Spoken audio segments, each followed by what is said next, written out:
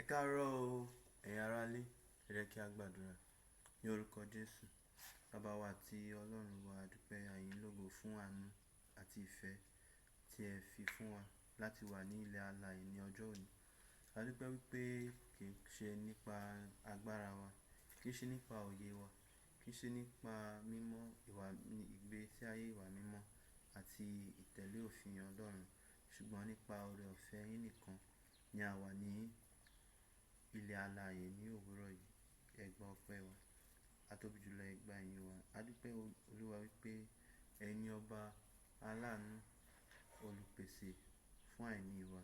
A dúpẹ́ wípé ẹ̀yin ni ọba tí ó ń tọ́ wa ní ọ̀nà tí ó yẹ kí a tọ̀. Ẹ̀yin ni ẹ ń pa wá mọ́ nínú ewu gbogbo. Ẹ ò jẹ́ kí ìpinnu ọ̀tá kí ó ṣẹ ní orí wa. A dúpẹ́ Olúwa fún ìtọ́jú, a dúpẹ́ fún ìtọ́ni. A dúpẹ́ Olúwa nítorí láti ọmọ ọwọ́ títí di ọjọ́ òní ni ẹ ti wà pẹ̀lú wa. Ẹ ń ṣọ́ wa, ẹ ń pa wá mọ́ nínú ibi gbogbo. Ẹ ò jẹ́ kí a ṣubú dànù, ẹ ò jẹ́ kí a kú sọ́nà bí èéfín. Olúwa ẹ gbọ́ ọpẹ́ wa, a tóbi jùlọ ẹ gbà ìyìn wa. A dúpẹ́ Olúwa fún oore ọ̀fẹ́, a dúpẹ́ fún jíjẹ, a dúpẹ́ rírí mu, a dúpẹ́ rírí ná, a dúpẹ́ rírí lò, a dúpẹ́ wípé ẹ ò jẹ́ a wà ní ìdùbúlẹ̀ àìsàn. Olúwa a dúpẹ́ wípé ẹ̀yin ni ọba tí ó ń dárí ẹ̀ṣẹ̀ wa jì wá. A dúpẹ́ wípé gbogbo ìgbà tí a bá ké pe orúkọ yín, ẹ̀ ń gbọ́ wa. Ẹ lóòótọ́ ọ̀rọ̀ yín wípé Olúwa ò kí ń gbọ́ àdúrà ẹlẹ́ṣẹ̀, ṣùgbọ́n nípa àánú àti ìbùkún tí a rí gbà nínú ẹ̀jẹ̀ Jésù, a lè di ìtẹ́wọ́gbà. A dúpẹ́ kábíyèsí, ẹ gbọ́ ọpẹ́ wa. A dúpẹ́ wípé àwọn tí wọ́n gbẹ́kẹ̀lé Olúwa wọn kì yóò jogún òfo. A dúpẹ́ wípé àwọn tí wọ́n bá pe orúkọ yín, Olúwa ni ẹ ó gbàlà. A dúpẹ́ fún ìpinnu yín ní orí wa nítorí ìpinnu tí ẹ ní sí wa rere ni. A dúpẹ́ wípé ẹ wà pẹ̀lú wa. A dúpẹ́ wípé ẹ ò ní fi wá sílẹ̀. A dúpẹ́ wípé ẹ ó túbọ̀ máa pa wá mọ́ títí dé ìjọba yín. Olúwa ẹ gbọ́ ọpẹ́ wa, Olúwa ẹ gbà ìyìn wa. A dúpẹ́ Olúwa fún orílẹ̀-èdè wa Nàìjíríà. A dúpẹ́ ibi tí ẹ ti mú wa bọ̀, ẹ dúpẹ́ ibi tí ẹ ti mú wa dé, a dúpẹ́ ibi tí ẹ mú wa lọ. Olúwa a gbàdúrà wípé ní orílẹ̀-èdè yìí, ìbùkún àti ayọ̀ àti ìsinmi yóò jẹ́ ìpín wa. Olúwa a gbàdúrà wípé ní orílẹ̀-èdè wa Nàìjíríà yìí, a ó rí ìtùnú, a ó rí ìgbéga. Olúwa yóò bá wa paná gbogbo ọ̀tẹ̀ àti gbogbo ogun tí ó ń lọ nínú ilẹ̀ wa. Olúwa, gbogbo àwọn tí wọ́n dúró gẹ́gẹ́ bí ọ̀tá ajé, gẹ́gẹ́ bí ọ̀tá ìtẹ̀síwájú, gbogbo àwọn tí wọ́n dúró, gbogbo agbára àti ènìyàn tí wọ́n sọ wípé orílẹ̀-èdè wa yìí kò ní lè lọ síwájú. Olúwa ẹ bá wa dójú tì wọ́n. Olúwa ẹ bá wa gbógun tì wọ́n nítorí ẹ̀yin nìkan ni a gbẹ́kẹ̀lé. Olúwa ìgbẹ́kẹ̀lé ènìyàn asán ni. Àwọn tí wọ́n gbẹ́kẹ̀lé Olúwa wọn kì yóò jogún òfo. Olúwa gbẹ́kẹ̀lé yín Olúwa wípé àwọn ọmọ yín, àwọn ọmọ lẹ́yìn Kristi tí ẹ ti yàn láti jogún ìjọba ní ìjọba ọ̀run nínú orílẹ̀-èdè yìí, ẹ ó pa wọ́n mọ́ nínú ibi gbogbo. Ẹ ju bẹ́ẹ̀ lọ Olúwa, ẹ ó tún wà pẹ̀lú wọn láti túbọ̀ dúró ṣinṣin nínú ìgbàgbọ́. Olúwa gbàdúrà wípé ní ìgbà tí ọ̀tá bá gbógun, Olúwa ẹ̀yin Ọlọ́run yóò ṣíji bò wá. Ẹ ò ní jẹ́ kí ìgbàgbọ́ wa kí ó wọmi.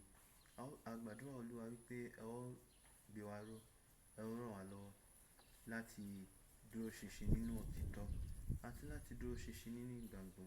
Nítorí pé nígbà tí Olúwa bá dé, ǹjẹ́ yóò bá ìgbàgbọ́ nínú ayé. Olúwa gbàdúrà wípé àwa tí a ní ìgbàgbọ́, ẹ ó ràn wá lọ́wọ́ láti di ìgbàgbọ́ wa mú ṣinṣin. Olúwa gbàdúrà wípé ẹ̀mí mímọ́ yín yóò rọ̀ wá lágbára. Olúwa ẹ fi ẹ̀mí mímọ́ yín rọ̀ wá lágbára láti kọtí ikún sí ìpinnu ọ̀tá àti ohun èṣù àti ẹ̀ṣẹ̀ àti ayé tí ó ń pinnu láti yẹ̀ wá kúrò nínú ọ̀nà ìjọba Ọlọ́run. Olúwa ẹ mú wa délé, ẹ mú wa délé ògo, ẹ mú wa délé ògo.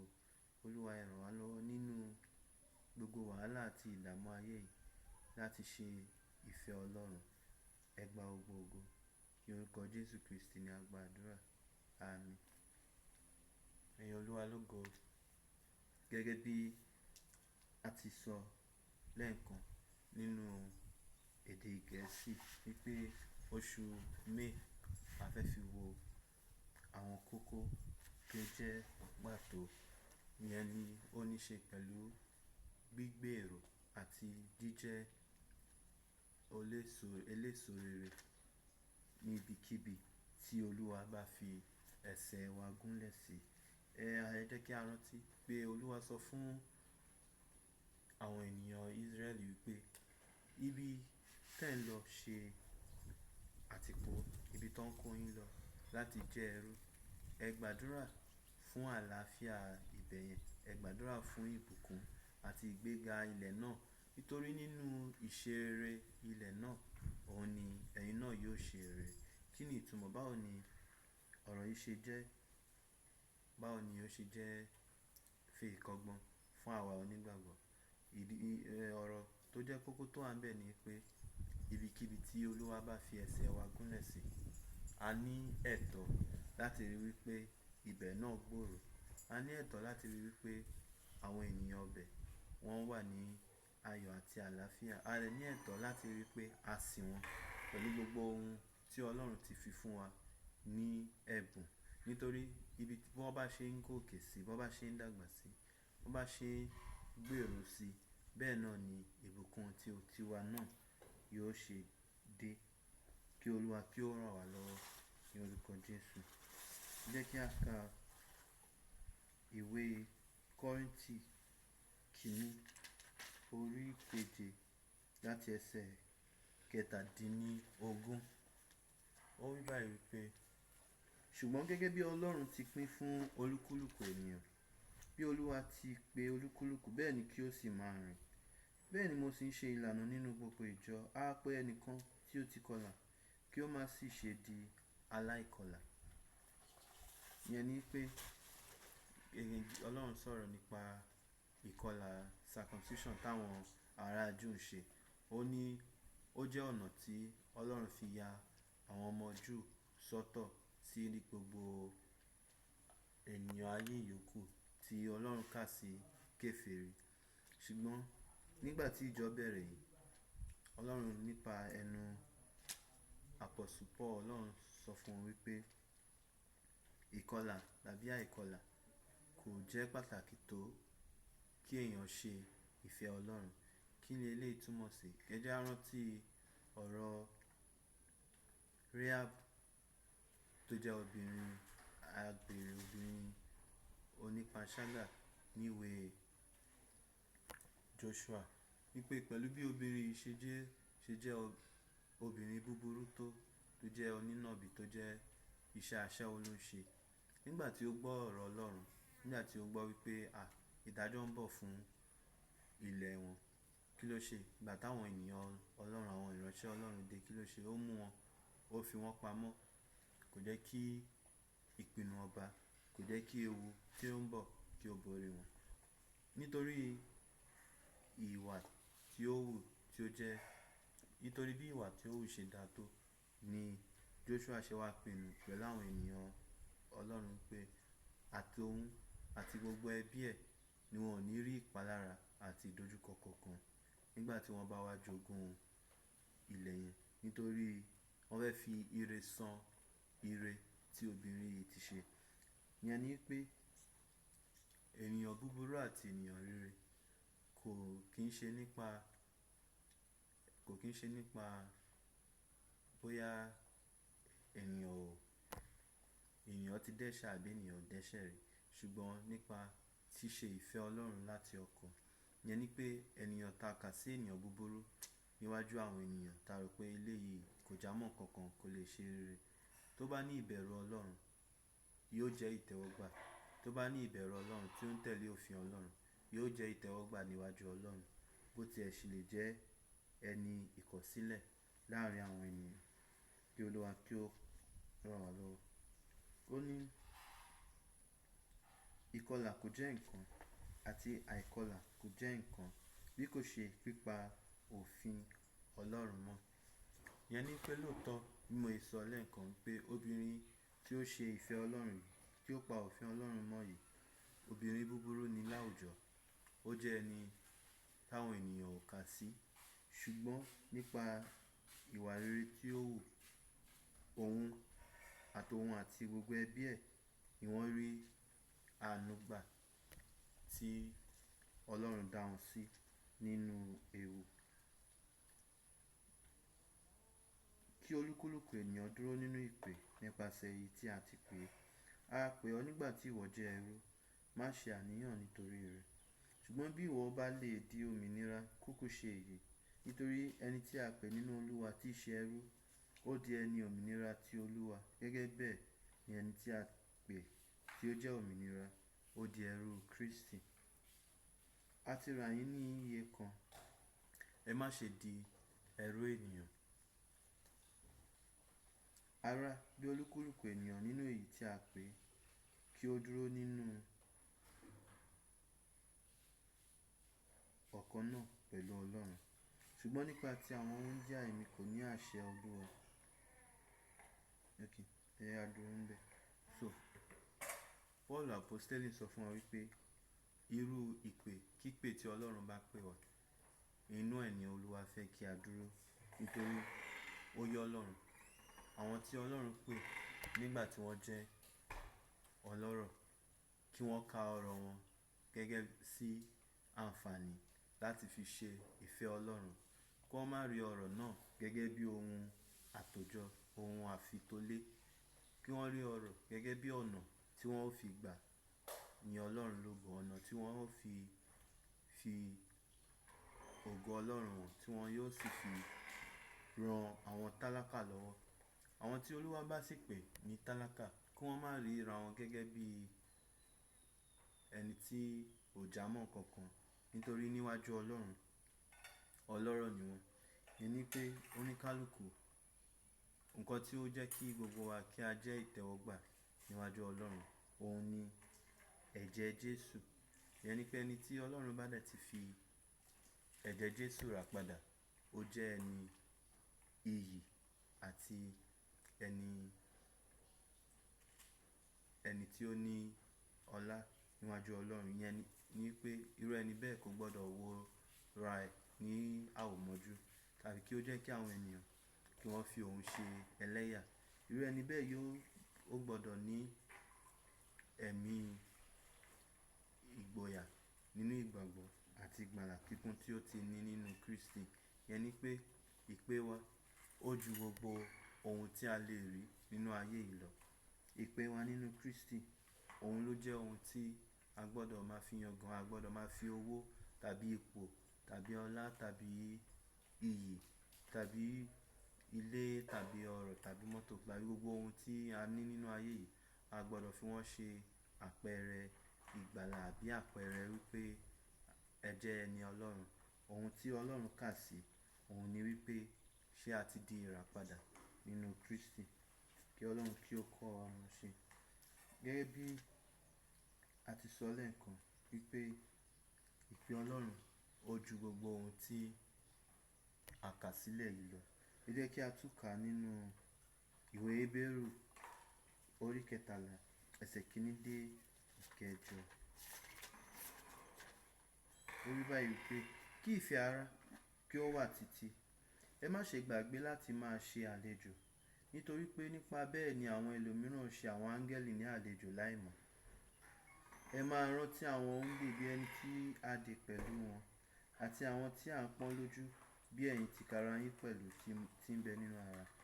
Kí ìgbéyàwó kí ó ní ọlá láàrin gbogbo ènìyàn, kí àkéte sì jẹ́ aláìléèrí. Nítorí àwọn àgbèrè àti àwọn panṣágà ni Ọlọ́run yóò dá lẹ́jọ́. Kí ọkàn yín kí ó má ṣe fà sí ìfẹ́ owó, kí ohun tí ẹ ní kí ó tó yín. Nítorí òun tìkára rẹ̀ ti wí pé, èmi kò jẹ́ fi ọ́ sílẹ̀, bẹ́ẹ̀ ni èmi kò jẹ́ kọ̀ ọ́ sílẹ̀. Nítorí náà ni àwa ṣe ń fi ìgboyà wípé Olúwa ni olùrànlọ́wọ́ mi, èmi kì yóò bẹ̀rù. Kí ni ènìyàn lè ṣe sí mi? Ẹ máa rántí àwọn tí wọ́n jẹ́ olórí yín, tí wọ́n ti sọ ọ̀rọ̀ Ọlọ́run fún yín. Kí ẹ máa ro òpin ìwà ayé wọn, kí kí ẹ sì máa ṣe àfarawé ìgbàgbọ́ wọn. Jésù Kristi ọ̀kan náà ni ní àná àti ní òní àti títí láé. Ìyẹn ni pé gẹ́gẹ́ bí a ti ń sọ ní ẹ̀kan pé ọ̀nà dà tí a lè fi jẹ́ onígbàgbọ́ tí ó yè kooro, òun ni tí a bá ní ìtẹ́lọ́rùn. Ẹni ní ìtẹ́lọ́rùn, ohun tí ó tó a rí wípé a ṣẹ́kù. Ṣùgbọ́n ẹni tí ò bá ní ìtẹ́lọ́rùn, ó lè tó wọ ilé ayé ìjọ, kò ní tó náà ni. Ìyẹn ni pé ìtẹ́lọ́rùn ó jẹ́ ọ̀nà tí a lè fi ògo Ọlọ́run, ìyẹn nínú rírí jẹ, nínú àìrí jẹ, ọkàn ìmoore, ọkàn tí ó ní ọkàn tí ó ní ìtẹ́lọ́rùn ni yóò lè sin Ọlọ́run bí ọ̀nà tí ó yẹ. Ṣùgbọ́n ẹni tí ò bá ní ìtẹ́lọ́rùn, tó bá jẹ́ ìgbà tí ìpọ́njú wà tàbí ìgbà àìní, yóò ṣe kíni? Yóò wá ọ̀nà kọ̀nà láti kọjú ìpọ́njú náà. Ọ̀nà ìgbà mí dẹ̀ré, irú ẹni bẹ́ẹ̀ ó lè kọwọ́ ẹ̀ bọ ẹ̀ṣẹ̀ tàbí kí ó wá ọ̀nà ẹ̀bùrú bí kó lọ lé onífá, lé babaláwo, kó lo ọṣẹ tàbí kí ó ṣe ìwà ẹ̀bùrú bí yahoo tàbí àwọn nǹkan bẹ́ẹ̀. So ìtẹ́lọ́rùn ni yóò jẹ́ kí ohun tí ó tó kí ó tó kó ṣẹ́kù. Ṣùgbọ́n àìní ìtẹ́lọ́rùn ó ń sún ènìyàn dé ọ̀nà ìparun. Ẹ jẹ́ kí a tún wo ìwé Jákọ́bù orí kejì ẹsẹ̀ kìíní dé kẹtàlá.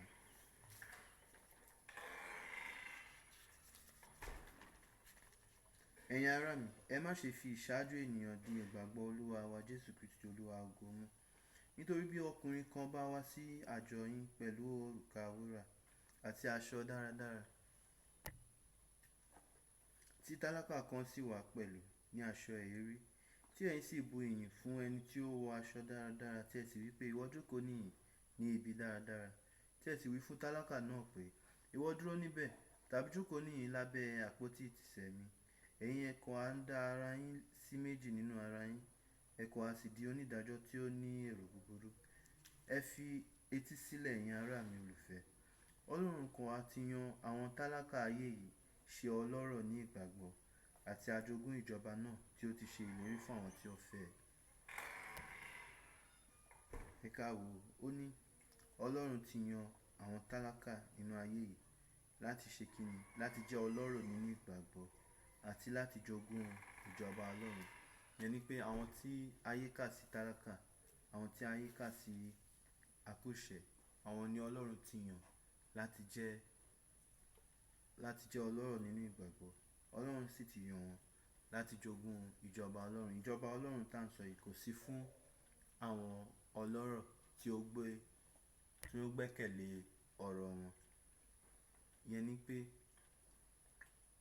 ó sàn láti jẹ́ tálákà tí ó jẹ́ olódodo ju àti jẹ́ ọlọ́rọ̀ tí ó kú fún irọ́ lọ. Torí irọ́ àwọn ọlọ́rọ̀ bẹ́ẹ̀ yóò mú wọn lọ sínú ìparun. Ṣùgbọ́n òdodo tálákà yóò mú jogún ìjọba Ọlọ́run. A gbọ́dọ̀ rántí wípé ayé yìí a ó fi sílẹ̀ ni. Ẹni tó bá dẹ̀ ṣe ìfẹ́ Ọlọ́run dé òpin, òun ni a ó gbàlà. Ìyẹn ni pé nínú ọrọ̀ àti nínú ìṣẹ́, a gbọ́dọ̀ rí wípé à ń ṣe ìfẹ́ Ọlọ́run láti inú ọkàn. Ṣùgbọ́n ó ní ẹ̀yin ti bu tálákà kù. Àwọn ọlọ́rọ̀ kò ha ń pọ́n yín lójú, wọn kò ha sì ń wọ́ yín lọ sí ilé ẹjọ́. Wọn kò ha ń sọ ọ̀rọ̀ òdì sí orúkọ rere mi tí a fi ń pè yín. Ṣùgbọ́n bí ẹ̀yin bá ń mú olófin nì ṣẹ gẹ́gẹ́ bí ìwé mímọ́, èyí ni ìwọ fẹ́ ẹnìkejì rẹ bí ara rẹ, ẹ̀yin ṣe dáradára.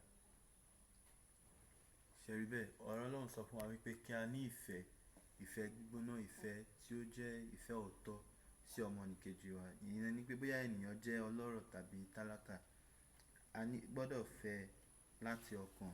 A gbọ́dọ̀ rí wípé a kà á sí, a dẹ̀ ṣe ohun tí ó tọ́ fún un.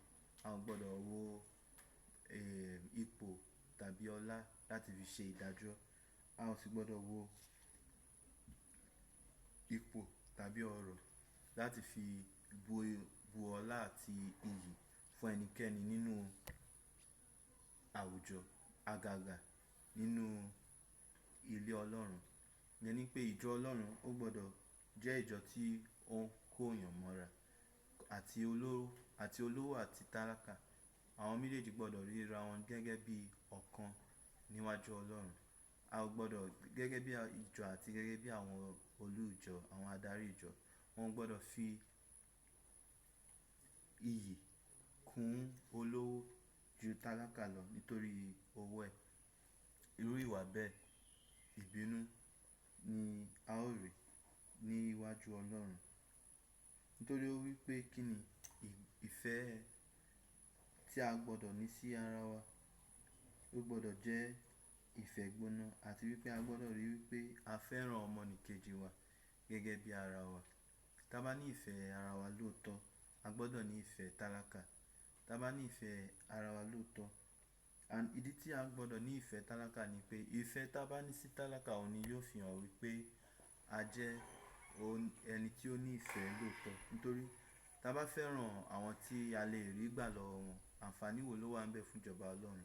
Ṣùgbọ́n tá bá ní ìfẹ́ sí àwọn tí wọ́n ní nǹkan kan láti fún wa, tá bá ní ìfẹ́ àwọn tí wọ́n jẹ́ opó, tàbí àwọn ọmọ aláìní baba, tàbí àwọn tí wọ́n jẹ́ ẹni tí ó ní àìsàn tàbí àrùn, gbogbo àwọn èèyàn tí àwùjọ ti kọ̀ sílẹ̀. Tá bá ní ìfẹ́ àwọn tí wọ́n ò ní ohun kan pàtó láti fi san, irú ìfẹ́ bẹ́ẹ̀ òun ni yóò ní ìtẹ́wọ́gbà níwájú Ọlọ́run. Nítorí a gbọ́dọ̀ rántí wípé irú ènìyàn bẹ́ẹ̀ ni àwa náà, kí a tó rí àánú gbà lọ́dọ̀ Ọlọ́run. Ó ní, ṣùgbọ́n bí ẹ̀yin bá ń ṣe ojúsàájú ènìyàn, ẹ̀yin dẹ́ṣẹ̀, a sì ń dá yín lẹ́bi nípa òfin bí arúfin. Nítorí ẹnikẹ́ni tí ó bá pa gbogbo òfin mọ́, tí ó sì rú ọ̀kan, ó jẹ̀bi gbogbo rẹ̀. Nítorí ẹni tí ó wí pé má ṣe ṣe panṣágà, òun ni ó sì wí pé má ṣe pànìyàn. Ǹjẹ́ bí ìwọ kò ṣe panṣágà, ṣùgbọ́n bí ìwọ pànìyàn, ìwọ di arúfin. Ẹ máa sọ̀rọ̀ bẹ́ẹ̀, ẹ sì máa hùwà bẹ́ẹ̀ bí àwọn tí a ó fi òfin òmìnira dá lẹ́jọ́. Nítorí ẹni tí kò ṣàánú ni a ó ṣe ìdájọ́ fún láìsí àánú. Àánú ṣògo lórí ìdájọ́.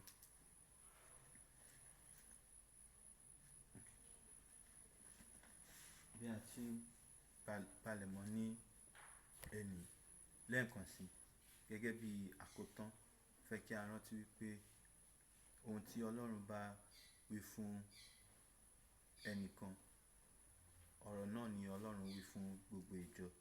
Ìyẹn ni pé a gbọ́dọ̀ ríra wa gẹ́gẹ́ bí ará, a gbọ́dọ̀ ríra wa gẹ́gẹ́ bí ẹbí. A gbọ́dọ̀ ṣe ojúsàájú ènìyàn gẹ́gẹ́ bí ẹni tí ó fẹ́ so èso rere, gẹ́gẹ́ bí ẹni tí ó fẹ́ so èso tí yóò dúró títí di ìpadàbọ̀ Kristi. Ìfẹ́ wa ó gbọ́dọ̀ jẹ́ ìfẹ́ tí ó jẹ́ tòótọ́, ìfẹ́ tí ó jẹ́ àìṣẹ̀tàn. A gbọ́dọ̀ rí wípé ara ohun tí ó ń ba ìjọ Ọlọ́run jẹ́ òun ni ẹ̀tàn. Ìyẹn ni pé oníkálukú ń wá ọ̀nà àtijẹ títí ẹ̀, àgàgà nínú ìjọ, kò dẹ̀ yẹ kó rí bẹ́ẹ̀. Oníkálukú nísìnyí bó ṣe ń wá sí ìjọ Ọlọ́run, wọn ò wá láti yin Ọlọ́run lógo. Wọn wá láti sin ara wa, láti fi ìfẹ́ hàn, láti wá ọ̀nà láti fi bu iyì kún ara. Ṣùgbọ́n oníkálukú ń wá ọ̀nà àtijẹ títí ẹ̀, oníkálukú ń hustle láti rí connection. Oníkálukú ń wá ọ̀nà èèyàn tí òun máa bá sọ̀rọ̀, tí òun máa pè, tó máa fún òun ní contract, tàbí tó máa fún òun ní iṣẹ́, tàbí tó máa fún òun ní owó ọ̀fẹ́. Kò sí gbogbo ènìyàn ìjọ Ọlọ́run láyé ìsìn, ọ̀pọ̀lọpọ̀ ni ó ń sin owó tí wọn ò sin Kristi mọ́. Ọ̀rọ̀ yìí sì wà fún wa wípé tí a bá fẹ́ jẹ́ ènìyàn tí yóò so èso títí di ìgbà ìpadàbọ̀ Olúwa, a gbọ́dọ̀ ní ìfẹ́ ara. Nítorí Jésù ní a ò lè sin Ọlọ́run àti mámọ́nì. ẹni tó bá fẹ́ràn mámọ́nì yóò kórìíra Ọlọ́run, ṣùgbọ́n ẹni tó bá kórìíra mámọ́nì tí ó ní ìfẹ́ àìṣẹ̀tàn, ẹnikẹ́ni tí ó bá fẹ́ràn iṣẹ́ rere, ẹnikẹ́ni tí ó bá fẹ́ràn àti sin àwọn ará, irú ẹni bẹ́ẹ̀ yóò rí ìbùkún Ọlọ́run tó ju iṣẹ́ àti iṣẹ́ lọ. Kí Olúwa kí ó ràn wá lọ́wọ́. Jẹ́ kí a gbàdúrà. Alágbára gíga, a dúpẹ́ Olúwa kábíyèsí fún àánú àti oore ọ̀fẹ́ tí a rí gbà. A dúpẹ́ wípé ọ̀rọ̀ yín nìkan ni ìrètí tí a ní láti di ẹni mímọ́. A mọ̀ wípé nípa ìmọ̀ àti nípa èrò wa a ò lè jogún ìjọba Ọlọ́run, ṣùgbọ́n tí a bá gbẹ́kẹ̀lé ọ̀rọ̀ yín, tí a bá gbọ́ ọ̀rọ̀ yín tí a sì gbẹ́kẹ̀lé, ẹ ó fi pa ọ̀rọ̀ yín sọ wá di mímọ́. Ẹ ó sọ wá di ẹni ìtẹ́wọ́gbà níwájú ìtẹ́ ògo. Olúwa, bí a ṣe gbọ́ ọ̀rọ̀ yín, Olúwa, ẹ jẹ́ kí ọ̀rọ̀ yìí kí ó ṣe wá ní àǹfààní. Ẹ jẹ́ kí ayé wa, Olúwa, kí ó rí ìbẹ̀rẹ̀ tuntun. Ẹ jẹ́ kí ayé wa kí ó rí ìtẹ̀síwájú. Olúwa, ẹ gba gbogbo ọpẹ́, ẹ gba gbogbo ìyìn, ẹ gba gbogbo ògo. Torí ìjọba ni tiyín, agbára ni tiyín, ògo ni tiyín, láé àìnípẹ̀kun. Àmín, àmín, àmín ní orúkọ Jésù. Ẹyin Olúwa lógo, ògo fún Olódùmarè.